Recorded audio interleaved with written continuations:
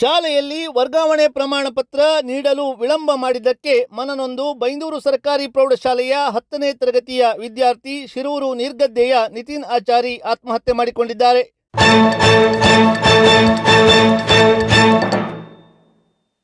ಕೆಲವು ಸಮಯಗಳ ಹಿಂದೆ ಶಾಲೆಯ ಪರಿಕರಗಳನ್ನು ಹಾಳು ಮಾಡಿದ್ದಾನೆ ಎಂದು 10ನೇ ತರಗತಿಯಿಂದ ಪಿಯುಸಿ ಸೇರುವುದಕ್ಕಾಗಿ ವರ್ಗಾವಣೆ ಪ್ರಮಾಣ ಪತ್ರ ನೀಡದೆ ಮುಖ್ಯೋಪಾಧ್ಯಾಯರು ಸತಾಯಿಸಿದ್ದರಿಂದ ವಿದ್ಯಾರ್ಥಿ ನಿತಿನ್ ಆತ್ಮಹತ್ಯೆ ಮಾಡಿಕೊಂಡಿದ್ದ. ಇದೀಗ ಬೈಂದೂರು ಪೊಲೀಸರು ಕೇಸು ದಾಖಲಿಸಿಕೊಂಡಿದ್ದು ಪ್ರಕರಣದ ತನಿಖೆ ನಡೆಸಿ ಆತ್ಮಹತ್ಯೆಗೆ ಕಾರಣರಾದ ಮುಖ್ಯೋಪಾಧ್ಯಾಯರನ್ನು ಬಂಧಿಸುವಂತೆ ಬಾಲಕನ ಪಾಲಕರು ಹಾಗೂ ಸಾರ್ವಜನಿಕರು ಇಂದು ಬೈಂದೂರು ಠಾಣೆಗೆ ಮುತ್ತಿಗೆ ಹಾಕಿ ಕ್ರಮಕ್ಕೆ ಆಗ್ರಹಿಸಿದ್ದಾರೆ.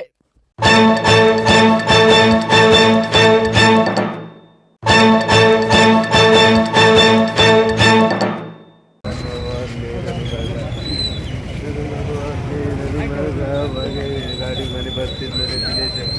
ಇಡೀ ಹೊತ್ತು ಗಾಡಿ ಮೇಲೆ ಕೂತ್ಕೊ ಬರ್ತಿದ್ದಾನೆ ನನ್ನ ಮಗ. ಇಡೀ ಹೊತ್ತು ನನ್ನ ಗಾಡಿ ಮೇಲೆ ಕೂತ್ಕೊ ಬರ್ತಿದ್ದಾನೆ ನನ್ನ ಮಗ ಆದ್ಮೇಲೆ ನನ್ನ ಮಗ ಆದ್ಮೇಲೆ ನನ್ನ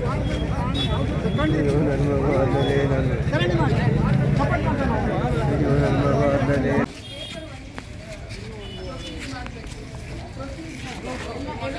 ತುಂಬ ಪ್ರಾಸೆಸ್ ಇದೆ. ಈಗ ವಿಟ್ನೆಸ್ ಸ್ಟೇಟ್ಮೆಂಟ್ ಇದೆ, FSLಗೆ ಹ್ಯಾಂಡ್ ರೈಟಿಂಗ್ ಕಲಿಸಬೇಕು. ನನಗೆ ನಾನು ಸುಮ್ಮನೆ ಕಲಿಸ್ತೀನಿ, ನಾನು ಡೈರೆಕ್ಟ್ ಹೋಗಿ ಅರೆಸ್ಟ್ ಮಾಡ್ತೀನಿ, ಬರ್ತೀನಿ. ಆದ ನಂತರ ಸೀದಾ ಕೋರ್ಟಿಗೆ ಪ್ರೊಡ್ಯೂಸ್ ಮಾಡ್ತೀನಿ, ಕಿರೀಟಿಕ ಜೈಲ್. ನಾನು ಅಶ್ಯೂರೆನ್ಸ್ ಕೊಡ್ತೀನಿ, ಏನು ಮೀಡಿಯಾಗೆ ನಾನೇ ಸ್ವಂತ ಸ್ಟೇಟ್ಮೆಂಟ್ ಕೊಡ್ತೀನಿ. ಮತ್ತು ಇಫ್ ದುಡ್ಡು ಬಗ್ಗೆ ಮತ್ತು ಯಾವುದೇ ರಾಜಕೀಯ ಇನ್ಫ್ಲೂಯೆನ್ಸ್ ಬಗ್ಗೆ ನಿಮಗೆ ಕನ್ಫ್ಯೂಷನ್ ಇದ್ದರೆ ನಾನು ASP ಲೆವೆಲ್ ಆಫೀಸರ್, ನನ್ನ ಮೇಲೆ ಯಾವುದೇ ಇನ್ಫ್ಲೂಯೆನ್ಸ್ ಇಲ್ಲ. ಸೊ ಇನ್ವೆಸ್ಟಿಗೇಷನ್ ಎಲ್ಲ ಪ್ರಾಸೆಸ್ಗೆ ನಡೀಲಿ. FIR ಆದ ನಂತರ ನಾನು ತಪ್ಪು ಕೆಲಸ ಮಾಡಿದರೆ ಕೋರ್ಟ್ ನಮ್ಮ ಮೇಲೆ ಆ್ಯಕ್ಷನ್ ತಗೊಳ್ತಾರೆ, SP ಡೈರೆಕ್ಟ್ಲಿ ನಮ್ಮ ಮೇಲೆ ಆ್ಯಕ್ಷನ್ ತಗೊಳ್ತಾರೆ. ಸೊ ಇನ್ವೆಸ್ಟಿಗೇಷನ್ ಎಲ್ಲಗೆ ನಡೀಲಿ. ನೀವು ಯಾವುದೇ law and order issues create ಮಾಡಬೇಡಿ. ಈಗ ನಾನು ಅಶ್ಯೂರೆನ್ಸ್ ಕೊಡ್ತಾ ಇದ್ದೀನಿ, ನಾನು ಪ್ರಾಪರ್ ಇನ್ವೆಸ್ಟಿಗೇಷನ್ ಮಾಡ್ತೀನಿ. ಆದ ನಂತರ 1 ವೀಕ್ ಆದ ನಂತರ ಏನೂ ತಪ್ಪು ನಿಮಗೆ ಕಾಣಿಸಿದ್ರೆ ನೀವು ಡೈರೆಕ್ಟ್ಲಿ ಪೊಲೀಸ್ ಸ್ಟೇಷನ್ಗೆ ಬನ್ನಿ.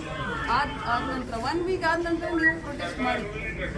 ಬಟ್ ಈಗ ದಯವಿಟ್ಟು ಸ್ವಲ್ಪ ಮಗನಿಗೆ ಫ್ರೀಸರಲ್ಲಿ ಇಟ್ಬೇಡ.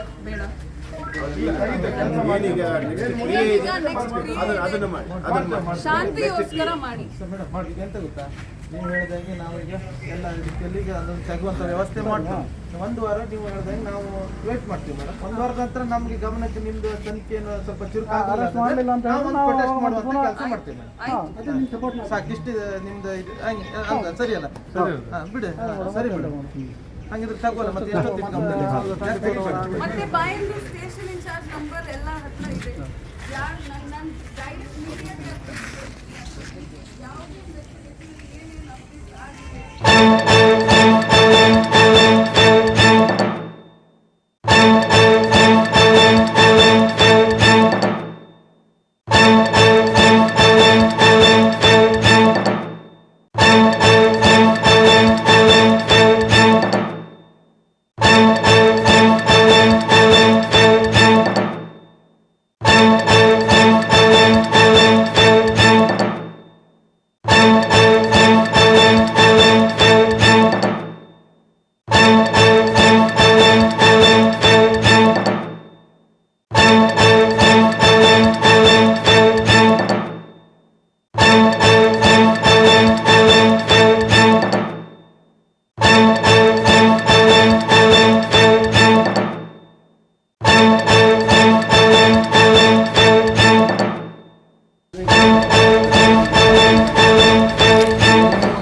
ಭಾಷೆ ಆಡ್ದವಲ್ಲ.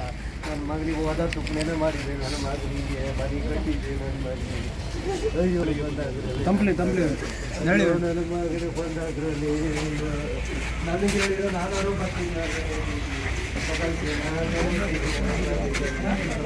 ಎಲ್ಲರಿಗೂ ಫೋನ್ ಮಾಡ್ತಾರೆ, ಇದಕ್ಕೆಂತ ಫೋನ್ ಮಾಡಲಿಲ್ಲ. ನನ್ನ ಮಗನಿಗೆ ನನ್ನ ಮಗನಿಗೆ